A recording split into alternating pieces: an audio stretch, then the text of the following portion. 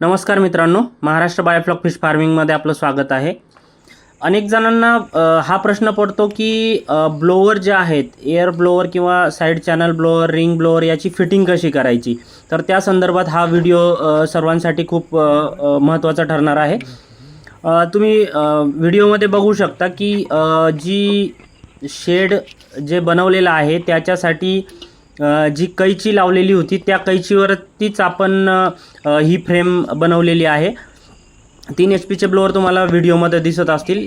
एका बाजूने त्याला आपण एअर फिल्टर लावलेला आहे. 2 इंचीचा कनेक्टर जोडून डायरेक्टली ब्लोअरला कनेक्ट केलेला आहे आणि सिंगल फेज ब्लोअर आहे ते. यामध्ये आपण जे मटेरियल काय काय यूज केलेलं आहे ते आता आपण बघणार आहोत. याला सर्वप्रथम आपण MTA ने कनेक्शन दिलेलं आहे. MTA नंतर त्याला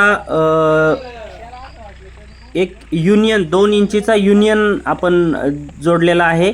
त्यानंतर परत छोटासा पाईपचा तुकडा यूज करून त्याला परत एक MTA जोडलेला आहे. MTA नंतर इथं नॉन रिटर्न वॉल 2 इंची ब्रासचा नॉन रिटर्न वॉल इथे जोडलेला आहे. त्याच्यानंतर परत एक MTA जोडलेला आहे.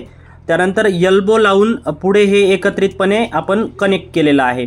असे 2 ब्लोअर आपण एकत्रित जोडून पुढे हे सर्व UPVC फिटिंग्स आहेत आणि पुढे त्याला दोघांना एकत्रित करून आपण पुढे त्याला PVC फिटिंग्समध्ये कन्वर्ट करणार आहोत. थँक्यू.